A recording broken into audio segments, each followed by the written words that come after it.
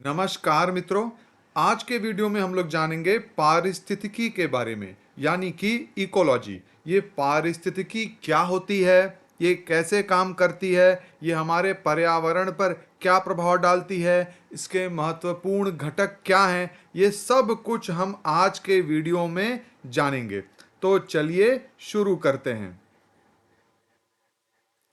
पारिस्थितिकी क्या है? पारिस्थितिकी अंग्रेजी इकोलॉजी जीव विज्ञान व भूगोल की एक शाखा है जिसमें जीव समुदायों का उसके पर्यावरण के साथ पारस्परिक संबंधों का अध्ययन करते हैं। तो यहाँ इंपॉर्टेंट चीज क्या है? पारस्परिक संबंध, यानी कि जो भी पर्यावरण में, हमारे आसपास एनवायरनमेंट में जो भी जीव मौजूद हैं, उनका आपसी, जीव हो चाहे वो अजीव हो, चाहे वो जीव समुदाय हो, उनका आपस में क्या पारस्परिक संबंध है, वो एक दूसरे के साथ कैसा व्यवहार कर रहे हैं, एक दूसरे के समक्ष कैसे प्रस्तुत कर रहे हैं खुद को, यही जो एक चेन है, यही जो सिस्टम है, यही पारिस्थितिकी बनाती है या पारिस्थितिकी कहलाती है। प्रत्येक जंतु या वनस्पति एक निश्चित वातावरण में रहता है। पारिस्थितिज्ञ इस तथ्य का पता लगाते हैं कि जीव आपस में और पर्यावरण के साथ किस तरह क्रिया करता है। ये जीव आपस में किस तरह की क्रिया करते हैं और फिर पर्यावरण के साथ भी ये किस तरह की क्रिया करते हैं। जैसे कि अगर एक वृक्ष है और एक पक्षी है, तो ये जो पक्षी है इस वृक्ष के साथ कैसा रिश्ता रखता है, किस तरीके से इसके साथ व्यवहार करता है। जैसे वृक्ष जो है पक्षी को एक सुरक्षित स्थान दे सकता है कि वो अपना घोंसला बना ले, और साथ ही पक्षी जो है वृक्ष के फलों को खा करके उनका वितरण करने में, उनको अलग अलग जगह फैलाने में मदद कर सकता है। इस प्रकार से दोनों एक दूसरे के प्रति सहयोगी प्रतिक्रिया रखते हैं, सहयोगी व्यवहार रखते हैं। लेकिन ऐसा भी हो सकता है कि कुछ जीव ऐसे हों जो एक दूसरे के प्रति वैमनस्य रखते हो, एक दूसरे के से प्रतिस्पर्धा करते हो। जैसे कि शेर हो गया और जंगल में लकड़बग्घे हो गए, तो इनकी आपस में प्रतिस्पर्धा हो जाती है। ये एक ही तरह के जीवों को खाने की कोशिश करते हैं और अक्सर एक दूसरे से लड़ते हुए भी देखे जाते हैं ताकि भोजन को छीन सकें। तो इनका जो व्यवहार होता है वो प्रतिस्पर्धा का होता है।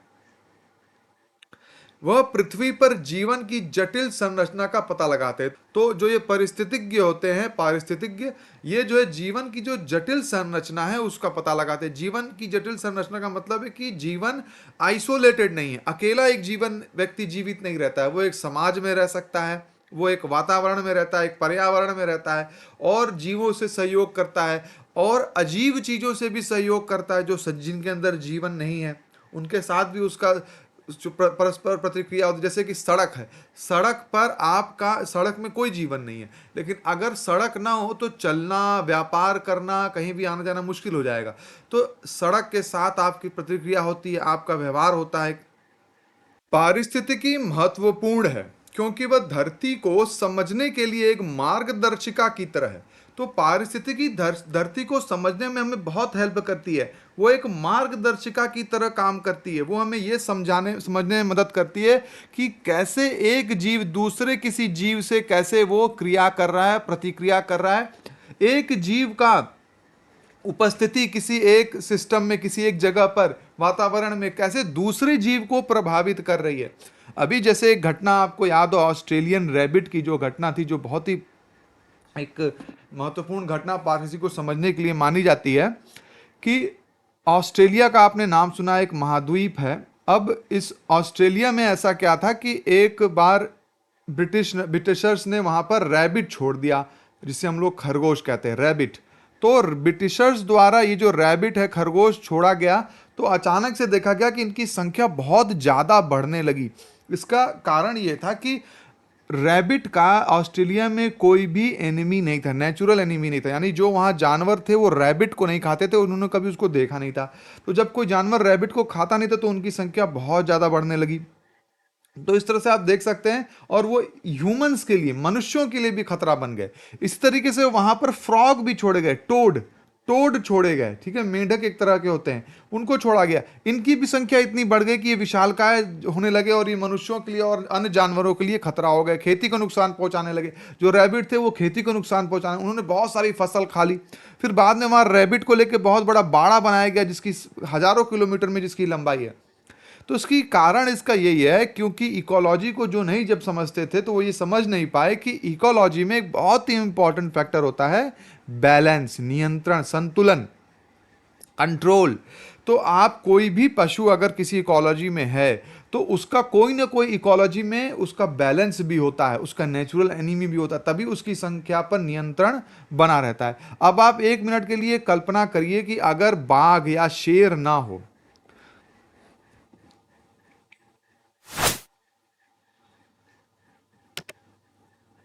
अब आप 1 मिनट के लिए कल्पना करिए कि अगर जंगल में बाघ या शेर ना हो। अब कहने को तो ऐसा लगता है कि बाघ है वो हिरण को खा जा रहा है, तो एक तरीके से वो जंगली नुकसान, जंगल को नुकसान पहुंचा रहा है।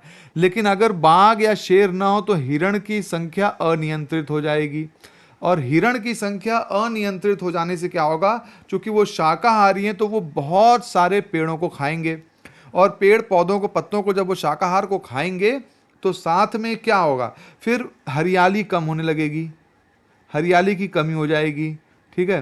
तो यानी पूरा जंगल ही प्रभावित हो जाएगा।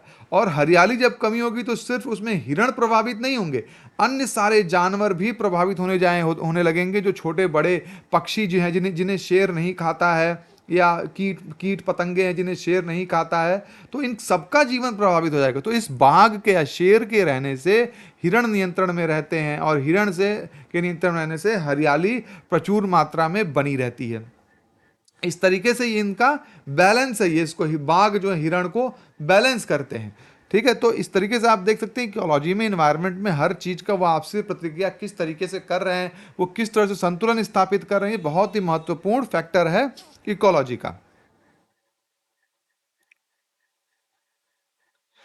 यह हमें दिखाता है, यह हमें दिखाता है कि प्राकृतिक चीजों में सब कुछ कैसे जुड़ा हुआ है, जैसे कि जिगसॉ पजल के टुकड़ों की तरह। तो जैसे आप ये जिगसॉ पजल है जो आप पिक्चर में देख रहे हैं, ये एक पजल होता है जिसके टुकड़ों की तरह जो आपस में एक दूसरे को जाकर फिट हो जाते हैं। इकोलॉजी, पारिस्थितिकी बिल्कुल ऐसे ही होती है कि एक एक जो जानवर है वो किसी का भोजन है, वो दूसरा जानवर भी किसी का भोजन, ही जाके बिल्कुल एक एक जैसे लगता है पहेली की तरह फिट हो गए एक दूसरे में, और उन्होंने पूरी पर्यावरण की रचना की है। उदाहरण के लिए हम पारिस्थितिकी के बारे में सीखते हैं तो हमें देख सकते हैं कि पक्षियां बीज फैलाने में कैसे मदद करती हैं, और वनस्पतियां हमें साफ हवा प्राप्त प्रदान करती हैं।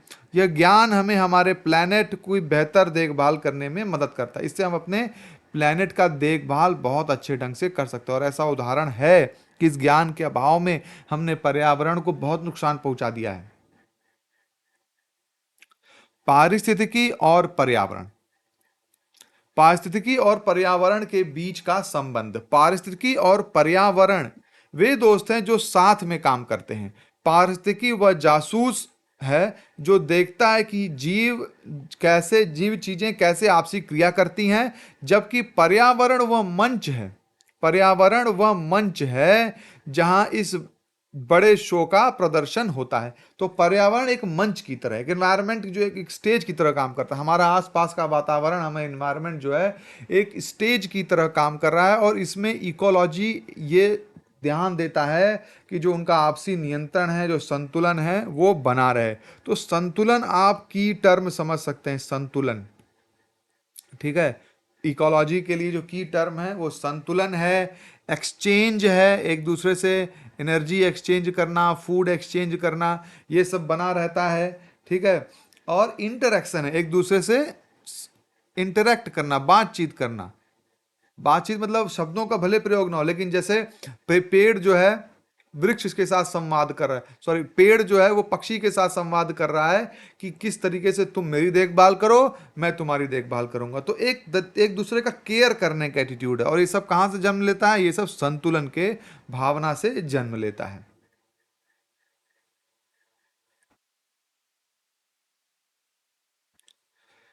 अब हम लोग समझने की कोशिश करते हैं बागीचा पारिस्थितिकी के बारे में कि बागीचा पारिस्थितिकी कैसे काम करती है। एक उदाहरण के तौर पे हम इसको समझते हैं। सोचिए अपने बागीचे के बारे में। वहां फूल, मधुमक्खियां, तितलियां और शायद कुछ पक्षियां होते हैं।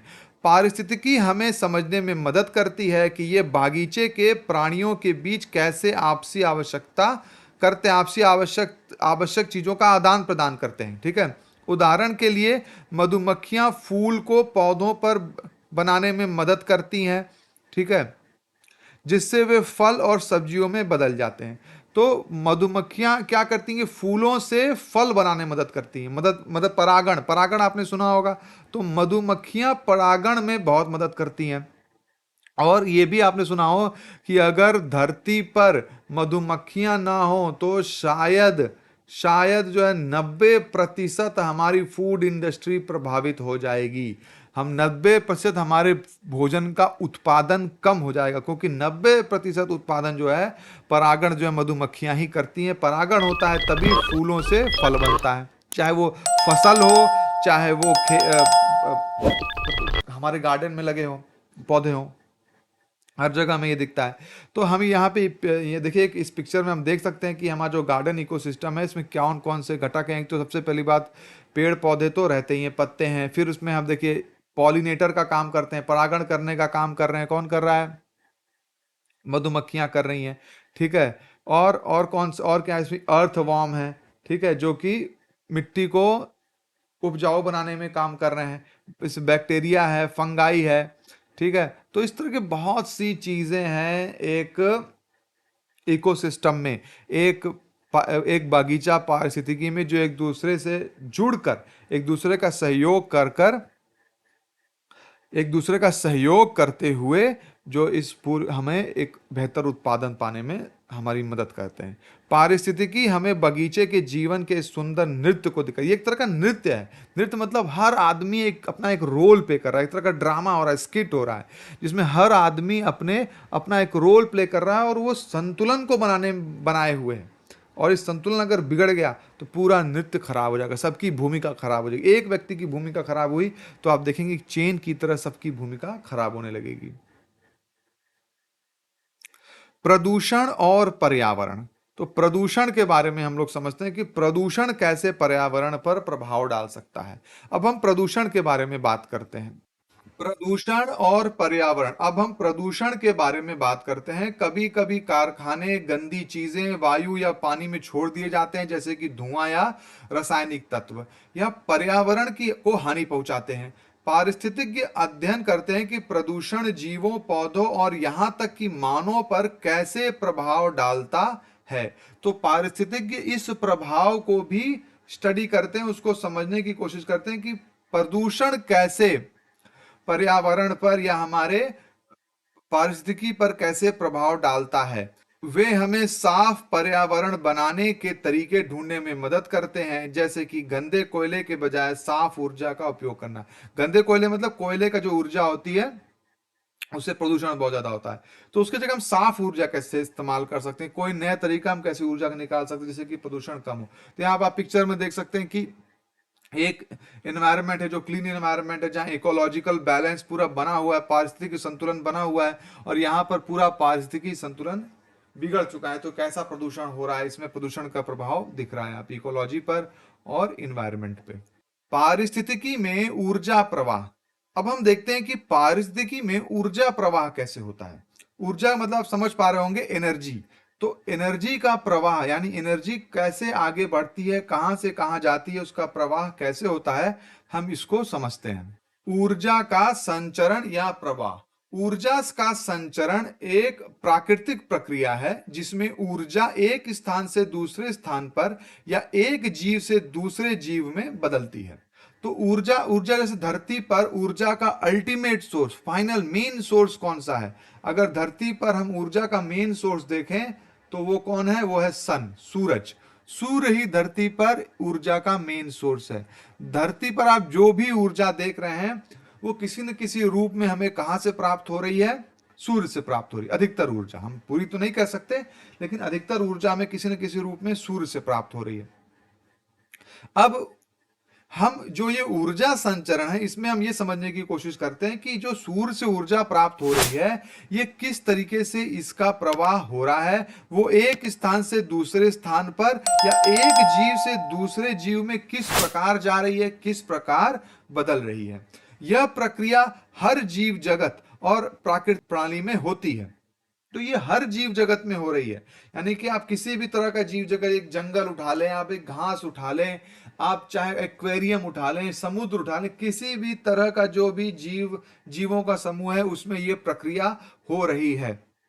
जैसे कि अभी ये उदाहरण में दिख रहा है कि सूर्य जो है घास पर अपनी रोशनी डाल रहा है, घास हरी घास है, तो सूर्य की रोशनी को वो फिर फोटोसिंथेसिस नामक प्रक्रिया के द्वारा किसमें बदल दे रही है, फिर वो उसको एनर्जी में बदल दे रही है। अब जब कोई जैसे जीव है तो जो कि घास खाता है, जब वो इसको खा रहा है तो फिर क्या हो रहा है, उसके पास ये ऊर्जा चली जा रही है, और उस जीव को फिर कोई दूसरा जीव खा रहा है तो वो ऊर्जा भी उसके पास भी यही ऊर्जा चली जा रही है। तो ये जैसे मान लीजिए ये बाज है, ये बाज ने खाया चूहे को और चूहे ने खाया घास को, तो भले ही बाज ने डायरेक्टली घास को नहीं खाया या बाज ने डायरेक्टली सूर्य से एनर्जी को नहीं लिया, लेकिन आप देखेंगे कि इसका अल्टीमेट सोर्स कौन है, सूर्य ही है।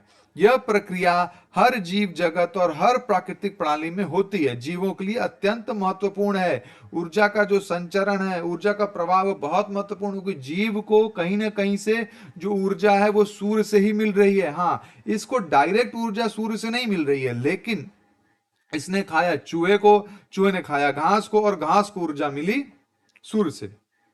अब यहां पर मैं आपको एक महत्वपूर्ण शब्द से अवगत कराऊंगा। एक होता है ऑटोट्रॉफ, ठीक है, और दूसरा होता है हेटेरोट्रॉफ। तो ऑटोट्रॉफ हम उन जीवों को बोलते हैं जो सूर्य की रोशनी में खुद ही ऊर्जा बना लेते हैं। इनको बोलते हैं, जैसे होते हैं हरे पौधे, ठीक है। तो इनको कहीं बाहर से कुछ खाने की जरूरत नहीं पड़ती, ये सूर्य से सीधे डायरेक्ट एनर्जी लेते हैं। और हेटेरोट्रॉफ क्या सूर्य से डायरेक्ट एनर्जी नहीं ले सकते, ये किसी न किसी रूप में इन हरे पौधों को खाते हैं या उनको खाते हैं जो हरे पौधों को खाते हैं, ठीक है। जैसे ये बाज हरा पौधा नहीं खा रहा है, लेकिन ये उन जानवरों को जरूर खाता है जो कि हरे पौधे खाते हैं। तो इस प्रकार से एक श्रृंखला बन जाती है। लेकिन चाहे डायरेक्ट चाहे श्रृंखला के माध्यम से इनको जो ऊर्जा प्राप्त हो रही है वो सूर्य से ही हो रही है। और ये जो ऊर्जा आगे बढ़ रही है प्लांट से फिर चूहे में या हिरण में, और फिर हिरण से शेर में, तो यही चीज कहलाता है ऊर्जा का प्रवाह। ऊर्जा के संचरण के मुख्य तरीके। तो अब हम आइए समझते हैं कि ऊर्जा के संचरण के मुख्य तरीके क्या हैं। तो सबसे पहला उसमें जो स्टेप होता है वो होता है फोटोसिंथेसिस। फोटोसिंथेसिस से बोलते हैं हम लोग हिंदी में प्रकाश संश्लेषण, जिसे हम लोग बोलते हैं प्रकाश संश्लेषण। प्रकाश संश्लेषण मतलब प्रकाश की उपस्थिति में कार्बन डाइऑक्साइड वाटर की मदद से क्या बनाना, प्रकाश की उपस्थिति में कार्बन डाइऑक्साइड, वाटर और क्लोरोफिल नाम के एक केमिकल की भी उपस्थिति होती है। ये सबका यूज करते हुए ऊर्जा को बनाना, एनर्जी को बनाना, यही चीज कहलाता है प्रकाश संश्लेषण, ठीक है। तो आप इसको कह सकते हैं कार्बन डाइऑक्साइड प्लस वाटर और किसकी उपस्थिति में, सनलाइट और क्लोरोफिल नाम का एक केमिकल होता है, पिगमेंट होता है, जिसके कारण पत्तों का रंग हरा होता है। तो ये क्या बना देता है, एनर्जी बनाता है, ठीक है। तो ये प्रकाश संश्लेषण है। तो पहली प्रक्रिया तो यही होती है, जो कि आप देख रहे हैं कि सूर्य का जो किरण है, सूर्य के किरण में जो पौधे जो रोशनी बना, पौधे जो ऊर्जा बना रहे हैं, यही प्रक्रिया क्या कहला रही है, प्रकाश संश्लेषण। और ये ग्रीन प्लांट में, हरे पौधों में होती है ये, ठीक है। यह प्रक्रिया पौधों और कुछ अन्य जीवों द्वारा की जाती है। अब जो कुछ अन्य जीव हैं, इनके पास भी क्या होता है, इनके पास भी ये क्लोरोफिल होती है तभी ये कर पाते हैं ऐसा, ठीक है। ये भी हरे रंग के ही होते हैं, जिसमें सूर्य की किरणों का सहारा लेते हुए कार्बन डाइऑक्साइड और पानी को खाद्य में बदल दिया जाता है। कार्बन डाइऑक्साइड और पानी को खाद्य और एनर्जी में बदल देते हैं। यहाँ पर ऊर्जा का संचरण सूरज के प्रकाश से पेड़ों तक होता है। तो अब ये इसमें संचरण कहाँ से हुआ? सूर्य के प्रकाश से पेड़ों तक, ठीक है। ये पेड़ों तक गया, तो ये चीज क्या कहलाया? फोटोसिंथेसिस। ये स्टेप 1 है। अगला स्टेप क्या है? Food chain. अब फूड चेन आता है। फूड चेन के क्या है? खाद्य सारणियों के में जीव एक दूसरे को खाते हैं, जिसके माध्यम से ऊर्जा का संचरण होता है। इस प्रक्रिया में प्राथमिक खाद्य प्रणाली से ऊर्जा प्राप्त होती है और यह उपभोक्ताओं तक पहुंचती। तो अब क्या हुआ? ये जो पौधे थे जो कि जिन्होंने ऊर्जा बनाई, फूड बनाया, इसको कोई जानवर खाएगा। और उस मान लीजिए जो कि हर्बीवोरस होगा, हर्बीवोरस का मतलब शाकाहारी, ठीक है। तो शाकाहारी जानवर खाएगा और इसे कोई मांसाहारी जानवर खाएगा, फिर मांसाहारी, ठीक है, मांसाहारी जानवर खाएगा। तो होगा क्या कि पहले ये जो मांसाहारी, तो पहले जो ऊर्जा, पहले पेड़ पौधों से, पहले तो यहाँ सूर्य से फोटोसिंथेसिस के जरिए किसमें आई? पेड़ पौधों में। फिर पेड़ पौधों से फिर हर्बीवोरस ने खाया, ठीक है, शाकाहारी ने खाया। और फिर वहां से किसने खाया? मांसाहारी ने। अच्छा, ये जो यहाँ पे इसको हम लोग प्रोड्यूसर कह सकते हैं, जो पेड़ पौधों की यही फूड को प्रोड्यूस कर रहे हैं धरती पर, ठीक है। और हर्बीवोरस क्या हो गए? हर्बीवोरस हो गए प्राइमरी कंज्यूमर। कंज्यूमर मतलब जो खाते हैं दूसरों को। और ये हो गए सेकेंडरी। तो प्राइमरी कंज्यूमर को कि ये हरे घास को खाते हैं, ठीक है, इसलिए ये प्राइमरी कंज्यूमर है। और ये जो मांसाहारी होते हैं ये सेकेंडरी कंज्यूमर होते हैं, ठीक। तो ये हो गया आपका फूड चेन। इसके बाद आता है फूड वेब। फूड वेब में क्या होता है? जैसे फूड चेन में हमने क्या देखा कि एक जानवर दूसरे को भोजन करके खा रहा है, लेकिन वास्तविकता में ऐसा होता नहीं है। ऐसा तो वास्तविकता में ऐसा नहीं होता है कि ये बिल्कुल चेन की तरह चलता है, 1 से 1, 1 से 2, ऐसा नहीं होता है, ठीक है। ऐसा नहीं होता कि जो पेड़ पौधे होते हैं उसको केवल हिरण खाता है और हिरण को केवल शेर खा रहा है, ऐसा नहीं हो रहा है। बल्कि पेड़ पौधों को और भी कई चीजें खा सकते हैं, और वो चीज एक दूसरे को भी खाते हैं कभी कभी, और उनको कोई दूसरा भी खा सकता है। तो ये चेन, ये असली वास्तविकता में ये चेन की तरह ना होकर कैसा होता है? एक वेब की तरह होता है, एक जाल की तरह होता है, जो एक दूसरे को सभी लोग खा रहे होते हैं। खाद्य वाले वास्तविक जीवन में होने वाले जीवों में कई खाद्य सारणियों की जांच करते हैं, ठीक है। तो उसमें क्या होता है? ये एक तरह से ऐसा जैसे कि बहुत सारी खाद्य सामग्रियां, बहुत सारी खाद्य चेंज, फूड चेंज जो है आपस में जुड़ गई हैं। एक आपको ऐसे दिख रहा है, फिर ऐसे दिख रहा है, फिर एक ऐसे होता हुआ दिख रहा है। तो बहुत सारे फूड चेन आपस में जुड़ करके फूड वेब बना लेते हैं। इस प्रक्रिया को बनाने वाले कई जीवन विकासियों के एक साथ जाल का नाम देते हैं, ठीक है। यह दिखाता है कि एक जीव का खाद्य कैसे दूसरे जीवों पर प्रभाव डालता है और ऊर्जा का संचरण कैसे होता है। तो ऊर्जा का संचरण कैसे हो रहा है ये दिखाता है, और एक जीव का जो खाद्य है वो दूसरे जीव पर प्रभाव डालता है। तो ये ज्यादा रियलिस्टिक है खाद्य जाल। अधिकतर ऐसा ही होता है वन में, जंगल में, या ज्यादातर जगहों पे। लेकिन हाँ, समझने के लिए फूड चेन आसान है, समझने के लिए हम लोग फूड चेन का यूज करते हैं। उदाहरण, आइए हम लोग कुछ उदाहरण देखते हैं इन चीजों के। पौधों से जानवरों तक ऊर्जा का संचरण।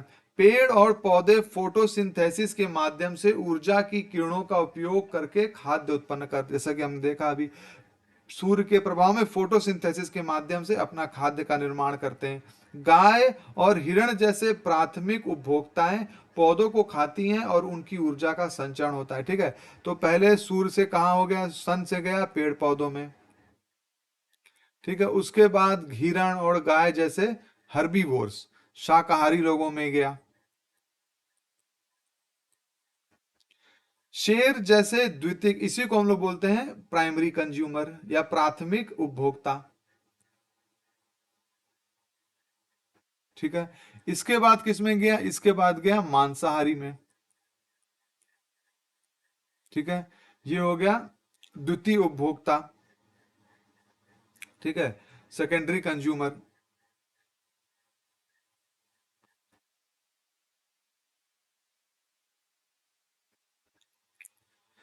गाय को खाते हैं और उसकी ऊर्जा का संचरण होता है। तो अब फिर ये पौधों से आया शाकाहारी में, शाकाहारी से गया पौधों में। इसी तरह ऊर्जा जीवों के बीच संचरण करती रहती है, जिससे संतुलित प्राकृतिक संरचना बनी रहती है और एक संतुलन बना रहता है। ऊर्जा एक जगह दूसरी जगह जाती रहती है और सबकी जो ऊर्जा की जरूरत है वो पूरी होती रहती है। इसे हम देखते हैं कि ऊर्जा कैसे जीवों के बीच संचरण करती है और कैसे यह प्राकृतिक प्रणालियों को संचालित करती है, जिससे सभी जीवों का जीवन संभव हो पाता है। सबकी जीवन जो है संभव हो पाता है, सबकी ऊर्जा की जरूरत पूरी हो पाती है। ऊर्जा अगर संचरण नहीं करती तो पेड़ पौधे तो बना रहे हैं ऊर्जा, उनके लिए तो ठीक है, लेकिन बाकी जानवर कैसे ऊर्जा पाते? सब लुल्ल बने रहते, लप्पू से सचिन है। फोटोसिंथेसिस। अब हम लोग फोटोसिंथेसिस के बारे में अभी हमने देख लिया, थोड़ा डिटेल में एक बार देख लेते हैं इसको। फोटोसिंथेसिस एक प्रक्रिया है जिसमें पौधे और कुछ छोटे जीव जैसे कि शैवाल अद्भुत काम कर सकते हैं। इसके दौरान वे सूरज की किरणों का उपयोग करके कार्बन डाइऑक्साइड और पानी को खाद्य और ऑक्सीजन में बदलते हैं। तो वो सूर्य की किरणों में सूर्य की कार्बन डाइऑक्साइड और पानी को किस में बदल देते हैं? खाद्य में, फूड में बदल देते हैं और एनर्जी में। ठीक है, ऑक्सीजन में भी, यहां से ऑक्सीजन निकलता है। ठीक, तो कार्बन डाइऑक्साइड लेते हैं और ऑक्सीजन छोड़ते हैं, इसीलिए कहते हैं। तो इसी प्रक्रिया में क्या होता है? ये फोटोसिंथेसिस में ही होता है। और ये पेड़, हरे पेड़ पौधे करते हैं और साथ में शैवाल, एल्गी भी करते हैं। ये एल्गी जिसको बोलते हैं शैवाल, वो भी हरे रंग का, तो उसमें भी फोटोसिंथेसिस देखा जाता है। प्रक्रिया क्या है इसमें? पौधे सूरज के प्रकाश को अपने खाद्य को बनाने के लिए उपयोग करते हैं, जिसे जैविक रूप से ग्लूकोज कहा जाता है। ठीक है, तो खाद्य को बनाते हैं। तो खाद्य यहां पर जो फूड है वो क्या है? एक्चुअली में ग्लूकोज है। तो ग्लूकोज का निर्माण करते हैं ये। ठीक है, तो आप कह सकते हैं कार्बन डाइऑक्साइड प्लस वाटर क्या बना रहा है? Glucose plus oxygen. अच्छा, यहां पर एक इंपॉर्टेंट चीज ये भी है, किसकी नजर में ये होता है? ये सनलाइट और फोटोसिंथेसिस, सॉरी क्लोरोफिल। क्लोरोफिल नाम का एक पदार्थ जिसके कारण कि हरा रंग बना रहता है। ये पत्तों में है यदि हरा रंग, किसके कारण से है? क्लोरोफिल के कारण है। यह एक जादू सी प्रक्रिया है जिसके द्वारा वे सूरज की किरणों को खा जाते हैं, मतलब उसका उपयोग कर लेते हैं और हमें सांस लेने के लिए ऑक्सीजन प्रदान करते हैं। ये इसी प्रक्रिया के तहत, जो फोटोसिंथेसिस की प्रक्रिया है, इसी के तहत क्या होता है? कार्बन डाइऑक्साइड ऑक्सीजन में बदलती है। महत्व: फोटोसिंथेसिस से पौधे और छोटे जीवों को खाद्य ऑक्सीजन प्राप्त होता है, जो हमारे पूरे पारिस्थितिकी सिस्टम के लिए महत्वपूर्ण है। अभी जो ऑक्सीजन आता है, यही ऑक्सीजन का यूज बाकी जानवर करते हैं। श्वसन, रेस्पिरेशन क्या है? आइए हम रेस्पिरेशन के बारे में जानते हैं। श्वसन एक प्रक्रिया है जिसमें जीवों सहित मनुष्य खाद्य पदार्थों को खाते हैं और उनके शरीर में खाद्य को तोड़कर उससे ऊर्जा प्राप्त करते हैं। तो श्वसन क्या है? श्वसन में ऐसा होता है कि हम जो श्वसन में किसी मतलब खाद्य पदार्थ को खाते हैं, अपने शरीर में लेते हैं। और श्वसन मेनली अगर हम कोशिका के स्तर पे बात करें तो माइटोकॉन्ड्रिया में होता है। माइटोकॉन्ड्रिया, जिसे कि हम लोग बोलते हैं सेल का पावर हाउस, किचन। ठीक है, तो इसमें क्या होता है? इसमें फूड को तोड़ दिया जाता है। फूड का इस्तेमाल करके क्या निकलता है?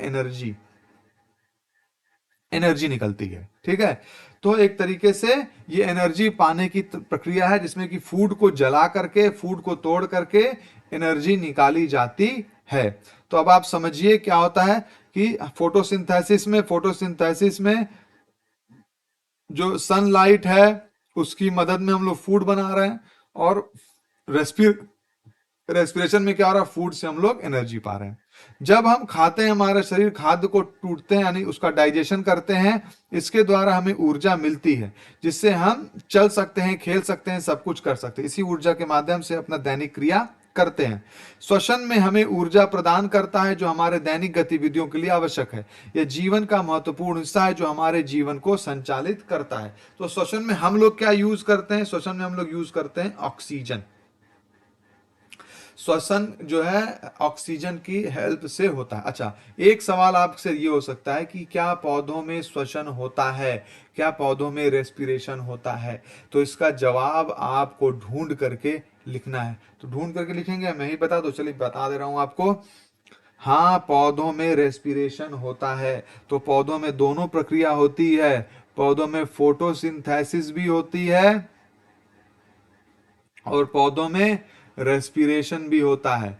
ठीक है, तो यानी कि ऑक्सीजन पैदा भी होता है और ऑक्सीजन इस्तेमाल भी होता है। तो यहाँ पर ऑक्सीजन प्लस हो जाता है और यहाँ पर ऑक्सीजन माइनस हो जाता है। तो फिर वो ऑक्सीजन कैसे छोड़ते हैं? फिर वो ऐसा है जैसे कि मान लीजिए कि 10 यूनिट ऑक्सीजन उन्होंने बनाया और इस्तेमाल किया 6 यूनिट, तो 4 यूनिट बच गया, 4 यूनिट उत्पादन हो गया।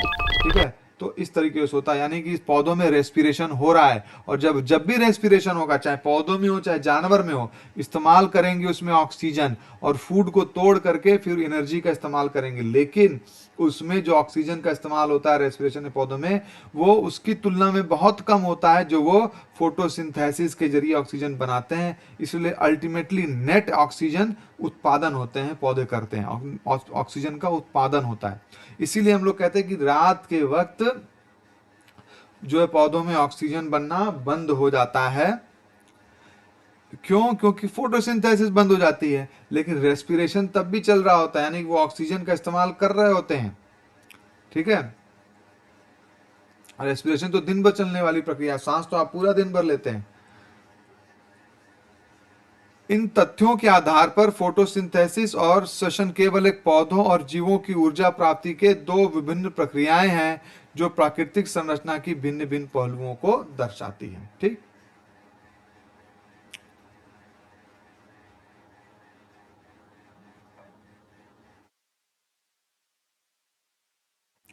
जिसमें अब देखिए यहाँ इसमें फोटोसिंथेसिस और श्वसन का तुलनात्मक विवरण दिया गया है। प्रक्रिया पौधे और छोटो जीव, जैसे ये जो है फोटोसिंथेसिस के बारे में है और ये किसमें है? ये रेस्पिरेशन है। ठीक है, श्वसन जिसे बोलते हैं। तो इसमें पौधे और छोटे जीवों द्वारा की जाने वाली प्रक्रिया है जिसमें वो सूरज की किरण का उपयोग करके कार्बन डाइऑक्साइड और पानी को खाद्य और ऑक्सीजन में बदलते हैं। रेस्पिरेशन क्या है? खाद्य पदार्थों को खाने की प्रक्रिया है जिसमें खाद्य को शरीर में तोड़कर ऊर्जा प्राप्त होती है। तो खाद्य का को शरीर में तोड़ते हैं और ऊर्जा निकलती है उसमें से। इसमें मुख्य उपयोग क्या है? ऊर्जा को उपलब्ध और खाद्य के निर्माण के लिए। तो इसका मुख्य उपयोग क्या है? खाद्य का निर्माण होता है। और इसमें क्या होता है? रेस्पिरेशन में ऊर्जा प्राप्त करना इसका उपयोग है। प्रक्रिया का स्थल पौधों द्वारा अक्सर पूरा किया जाता है, जैसे कि पेड़, घास और शैवाल। और ये जीवों के शरीर में होता है, जैसे मनुष्य। जीवों के लिए महत्वपूर्ण क्यों है? पौधों और छोटे जीवों के लिए जो खाद्य और ऑक्सीजन की आवश्यकता होती है, तो इसलिए ये उनके लिए महत्वपूर्ण है। सभी जीवों के लिए जो दैनिक गतिविधियों के लिए ऊर्जा की आवश्यकता होती है, तो इस सभी जीवों में महत्वपूर्ण है, क्योंकि रोज के काम के लिए उनको एनर्जी चाहिए। तो एनर्जी कहां से मिलती है रोज के काम के लिए? रेस्पिरेशन से। प्रक्रिया का मुख्य उत्पादन क्या है? ग्लूकोज और ऑक्सीजन। ठीक है, ग्लूकोज और ऑक्सीजन ये उत्पाद करते हैं। और इसमें क्या? ऊर्जा, एटीपी और कार्बन डाइऑक्साइड निकलती है। इसीलिए जब आप लोग फूड खाते हैं और ऑक्सीजन लेते हैं तो उससे एनर्जी पैदा होती है और आप और कार्बन डाइऑक्साइड आप बाहर छोड़ते हैं। तो एक तरीके से पौधे ऑक्सीजन छोड़ रहे हैं, आप कार्बन डाइऑक्साइड छोड़ रहे हैं, संतुलन बना रहता है। ये संतुलन बिगड़े ना, इस बात का हमें ध्यान रखना होगा।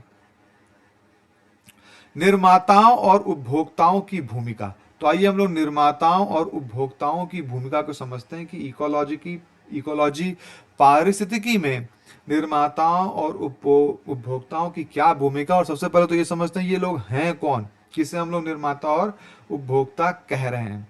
निर्माता कौन है? जिसे हम लोग बोलते हैं प्रोड्यूसर। ठीक है, क्या होता है? निर्माता जीवों में ऐसी जीव होते हैं जो अपने खाद्य को सीधे या सूर्य की किरणों की मदद से बना सकते हैं। ठीक है, तो सूर्य की किरणों की मदद से ये अपने खाद्य को बना सकते हैं। तो इसी चीज के लिए इनको हम लोग क्या कहते हैं? इनका मुख्य कार्य ऊर्जा को पैदा करना और खाद्य उत्पन्न करना है। तो इनका मुख्य कार्य क्या है?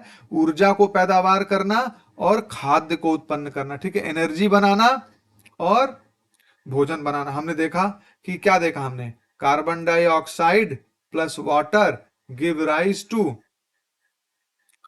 Glucose plus oxygen. ठीक है, तो ये ग्लूकोज फूड बना रहे हैं और ऑक्सीजन बनाते हैं, खाद्य बनाते हैं, और साथ में ही ऊर्जा भी इसमें कुछ निकलती है। ठीक है, तो ये होता है। उदाहरण देखते हैं, जैसे कि उदाहरण क्या है फोटो इसका? प्रोड्यूसर कौन कौन है? जैसे पौधे, ठीक है, वे प्रोड्यूसर होते हैं, सूरज की किरणों का उपयोग करके खाद्य को उत्पन्न करते हैं। ठीक है, इसमें एक और हमने बताया था, हमने नाम लिया था एल्गी का, शैवाल जिसे बोलते हैं। तो जो शैवाल होते हैं ये भी, इसमें भी क्लोरोफिल होता है और ये भी के प्रोड्यूसर होते हैं। कंज्यूमर, अब कंज्यूमर कौन कौन है? तो कंज्यूमर वो हो गए जो कि इन पौधों को खाते हैं, कंज्यूम करते हैं, ठीक है, उनको खाते हैं और वहां से ऊर्जा प्राप्त करते हैं। उपभोक्ता जीवन, जीवों में ऐसे जीव होते हैं, जीवित जीवों में ऐसे जीव होते हैं जो अपने खाद्य को निर्माताओं से प्राप्त करते हैं। ठीक है, जिन जिन लोगों ने अभी हमने देखा कि जो सूर्य की रोशनी में या खुद ही जो भोजन बनाते हैं, उनसे जो प्राप्त करते हैं भोजन को, वही लोग क्या होते हैं? कंज्यूमर होते हैं। यानी वे खाते। उदाहरण के लिए उपभोक्ता, अब उपभोक्ता देखिए कैसे कई लेवल के होते हैं। प्राइमरी कंज्यूमर भी होता है, फिर सेकेंडरी कंज्यूमर होता है, टर्शियरी कंज्यूमर होता है। प्राइमरी मतलब प्राथमिक उपभोक्ता, प्राइमरी हो गए।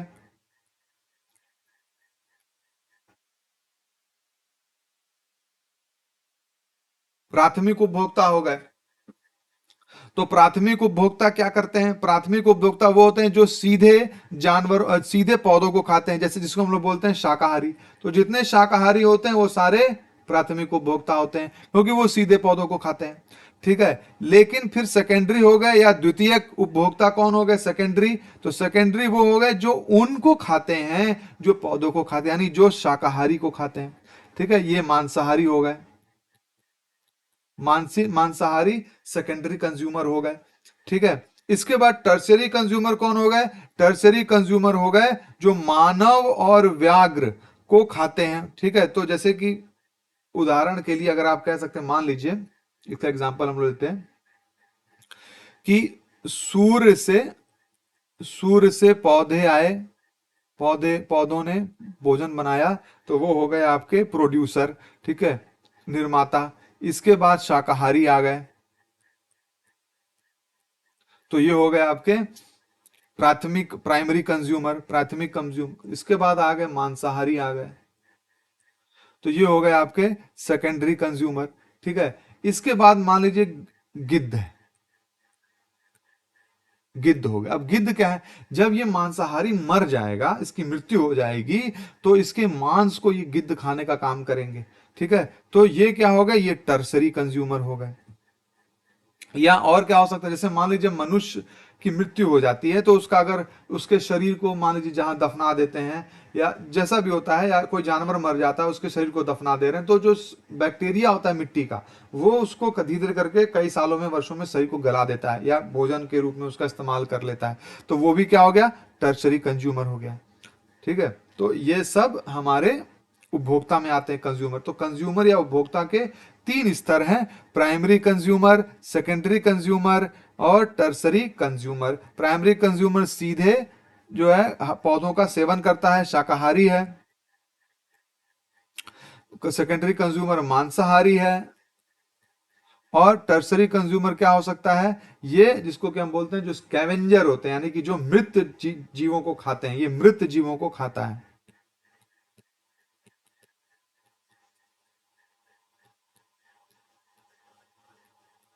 ठीक है, तो ये मृत जीवों को खाते हैं।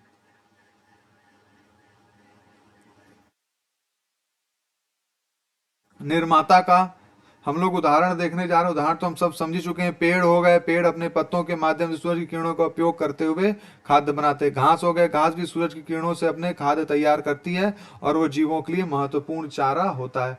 तो ये हो गए हमारे उदाहरण। ठीक है, किसका? निर्माता का। अब देखिए यहाँ पे हम डायग्राम में भी ऐसे देख सकते हैं। अब डायग्राम में देखिए इसको कि ये जो लेवल है ये प्रोड्यूसर का लेवल है। ठीक है, इसमें पेड़ आ रहे हैं, पत्ते, हरे पत्ते, घास और भी सब चीज जंगल में जो मिलती हैं, वनस्पतियां हैं अलग अलग तरह की, तो ये सीधे सूर्य से रोशनी पा करके उत्पादन कर रहे हैं। ऑटोट्रॉफ्स भी कहते हैं इनको। ठीक है, प्रोड्यूसर को।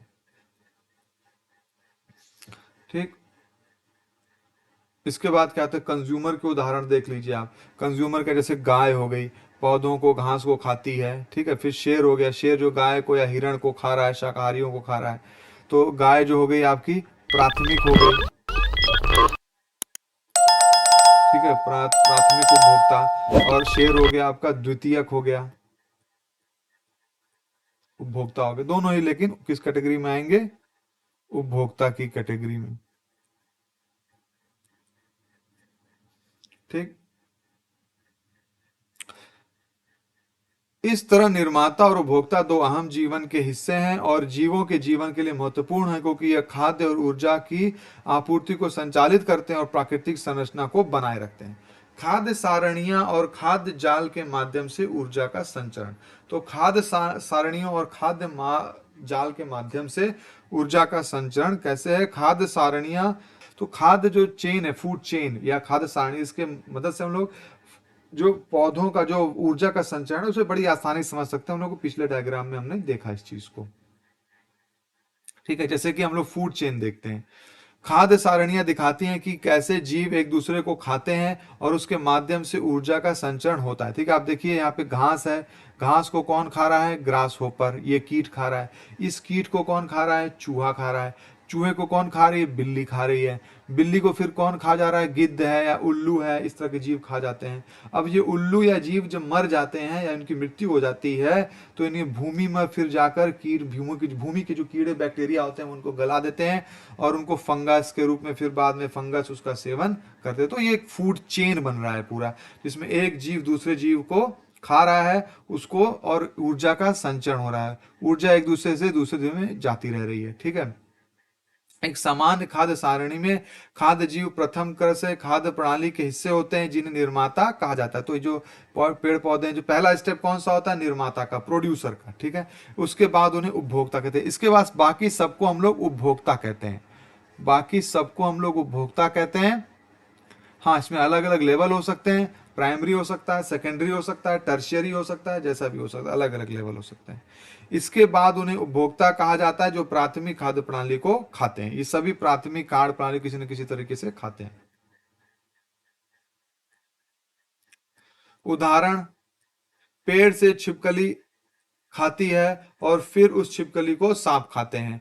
घास और पौधे सूर्य से ऊर्जा बनाते हैं और फिर उनको गाय खाती है। ठीक है, तो इस तरह की प्रक्रिया है इसमें। खाद्य जाल, तो आइए अब हम फूड वेब के बारे में जानते हैं। खाद्य जाल दिखाते हैं कि खाद्य सारणियों के अधिक जटिल और पैटर्न को, ठीक है, पैटर्न हो सकते हैं। तो यानी खाद्य जाल से हमें पता चलता है कि जो खाद्य सारणी बहुत सिंपल दिख रही थी कि घास को ग्रास होपर ने खाया, टिड्डे ने खा लिया, और टिड्डे को फिर किसी एक जानवर ने खा लिया, उसे फिर गिद्ध ने खा लिया, तो ऐसा लेकिन वास्तविकता में होता नहीं है।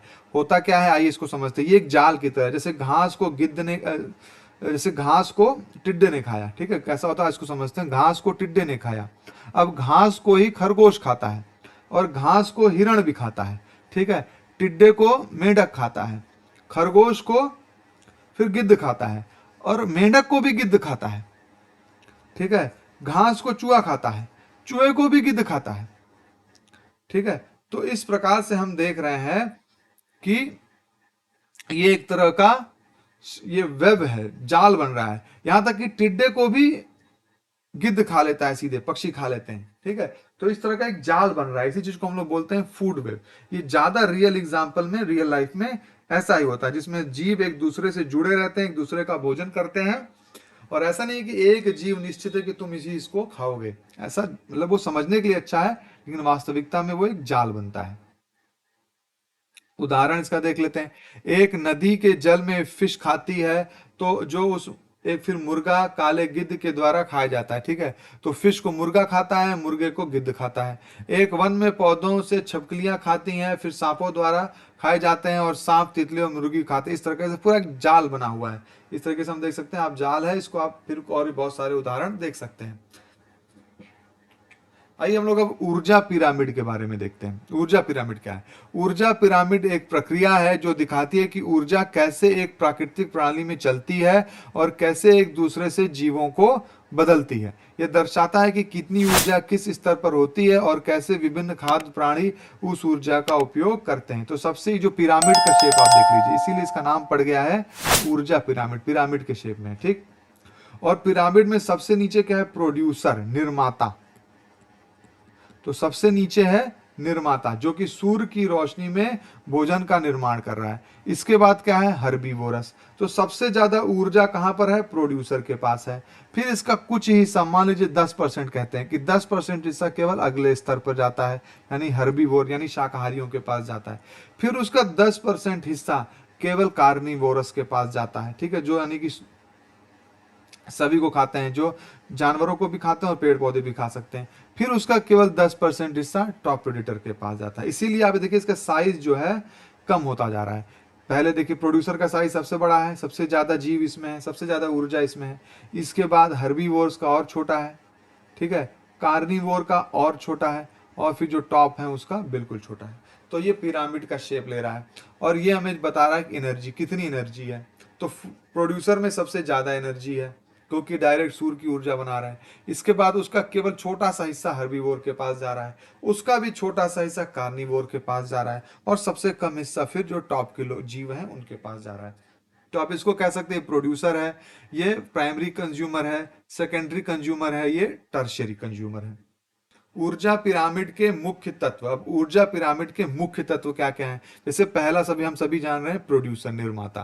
पहला स्तर निर्माताओं को होता है, जैसे पौधे और पेड़ पौधे के रूप में खाद्य उत्पन्न करते हैं। हम सब देख रहे हैं यहाँ पे निर्माता है पहले स्तर पर, जो कि सूर्य की रोशनी में भोजन का उत्पादन कर रहे हैं, खाद्य का उत्पादन कर रहे हैं, ठीक है, ऑक्सीजन का भी उत्पादन कर रहे हैं। उसके बाद कौन आता है, प्राथमिक उपभोक्ता। प्राथमिक उपभोक्ता वो होते हैं जो सीधे पेड़ पौधों को खाते हैं, जो कि मेनली कौन होते हैं, शाकाहारी होते हैं, मेनली शाकाहारी हैं, या कार्निवोर्स या सर्वाहारी भी इसमें आते हैं, ठीक है। सर यानी कि जो जो भी सीधे पेड़ पौधों को खाए वो सब किस में आ जाते हैं, प्राथमिक उपभोक्ता में आ जाते हैं, ठीक है। जैसे जो निर्माताओं को खाते हैं, जैसे गाय घास को खाती है, ये लोग क्या करते हैं, निर्माताओं को खाते हैं। देखिए एरो दिखा रहा है हमें, ऊर्जा कहाँ जा रही है, ऊर्जा यहां से इस लेवल में गई, ठीक है। फिर क्या, द्वितीय सेकेंडरी उपभोक्ता हो गए, द्वितीय कंज्यूमर। अब यहां से एनर्जी गई, तो मान लीजिए अगर 100 यूनिट और ऊर्जा, अगर 1000 यूनिट ऊर्जा अगर आई थी यहां पर, तो यहां पर 10% गई, यानी कि 100 यूनिट ऊर्जा। यहां पर उसका 10% गई, यानी कि 10 यूनिट ऊर्जा, और उसका 10% यानी कि 1 यूनिट ऊर्जा यहां गई। तो जब 1000 यूनिट ऊर्जा का उत्पादन हो रहा है, तो 1 यूनिट ऊर्जा केवल टॉप पे पहुंच रही है। तीसरा स्तर द्वितीय उपभोक्ताओं का होता है, जो प्राथमिक उपभोक्ताओं को खाते, जैसे कि शेर जो गाय को खाती है। फिर तृतीय स्तर टर्शरी, तृतीयक उपभोक्ता कौन है। चौथा स्तर तृतीयक उपभोक्ता का होता है, जो द्वितीय उपभोक्ता को खाते हैं, ठीक है। तो लेवल 1 प्रोड्यूसर, निर्माता। लेवल 2 प्राथमिक उपभोक्ता, इस सारे उपभोक्ता कहे जाते हैं, ठीक है, लेकिन लेवल 2 पे प्राथमिक उपभोक्ता, लेवल 3 पे द्वितीयक उपभोक्ता, और लेवल 4 पे तृतीयक उपभोक्ता, ठीक है। और एनर्जी कहां से कहां जा रही है, पहले प्रोड्यूसर से प्राथमिक उपभोक्ता, फिर प्राथमिक उपभोक्ता से द्वितीयक उपभोक्ता, फिर द्वितीयक उपभोक्ता से तृतीयक उपभोक्ता के पास जा रही है। उदाहरण देखते हैं, चलिए चलिए एक जंगल की उर्वरक सारणी, एक प्रकार की ऊर्जा पिरामिड को देखते हैं। पहला स्तर पेड़ पौधे जो सूर्य की किरणों का उपयोग करते हुए खाद्य उत्पन्न करते हैं। दूसरा स्तर गाय जो पौधों को खाती है। तीसरा स्तर शेर जो गाय को खाता है। और चौथा स्तर मानव, जो कि जैसे वो बैक्टीरिया हो गए, वो जानवर हो गए, वो भक्षी हो गए, जो शेर की मृत्यु के बाद शेर के मांस को या उसकी ऊर्जा का उपयोग करेंगे। यह पिरामिड दिखाता है कि पेड़ पौधे से शेर तक की ऊर्जा की कमी होती है। ये भी देखिए, पेड़ पौधे से लेकर शेर तक ऊर्जा की कमी होती जाती है, ठीक है, क्योंकि हर स्तर में ऊर्जा का हानि होती है। अब इस डायग्राम को अगर हम ध्यान से देखें तो हमें ये बात समझ में आएगी कि हर स्तर में ऊर्जा की हानि हो रही है, ठीक है। आप इसको देखिए, केवल 10% ऊर्जा उत्पन्न ऊपर जा रही है, अगले स्तर में जा रही है, अगले लेवल जा रही है, और बाकी ऊर्जा देखिए हीट के रूप में वेस्ट हो जा रही है, हानि हो जा रही है, बाहर निकल जा रही है, ठीक है। तो 90% या 70 80 80 90% ऊर्जा तो वेस्ट हो जाती है। बाकी बची हुई ऊर्जा ही केवल 10% 15% ऊर्जा ऊपर जाती है, अगले स्तर पे जाती है, ज्यादातर ऊर्जा वेस्ट हो जाती है। यह भी दिखाता है कि किस तरह से जीवों के बीच खाद्य और ऊर्जा का संचरण होता है, और कैसे एक दूसरे जीवों पर प्रभाव डालते हैं। तो इसका एक दूसरे जीवों पर प्रभाव पड़ता रहता है। तो आई होप आपको ये पूरा कंसेप्ट समझ में आया होगा, सारे पॉइंट समझ में आए होंगे। अगर फिर भी कोई दिक्कत आ रही है तो कृपया कमेंट करके जरूर बताएं कि मुझे ये समझ में नहीं आया। अगली वीडियो में उस पर और विस्तार से चर्चा करेंगे। और मुझे आपके सहयोग की बहुत ही ज़्यादा ज़रूरत है मित्रों। अगर आपको ये वीडियो अच्छा लगा तो मेरा सहयोग करिए, चैनल को शेयर करिए, सब्सक्राइब करिए, वीडियो को शेयर करिए, लोगों को बताइए इसके बारे में। अगर आप मुझे मोटिवेट करेंगे तो मैं आपको एकदम बेहतर से बेहतर कंटेंट ला करके दूंगा, जिसे आपकी पढ़ने में, आपकी तैयारी में एकदम रॉकेट लग जाएगी। बिल्कुल वो चंद्रयान की तरह चांद पर आपकी तैयारी पहुंच जाएगी। धन्यवाद मित्रों।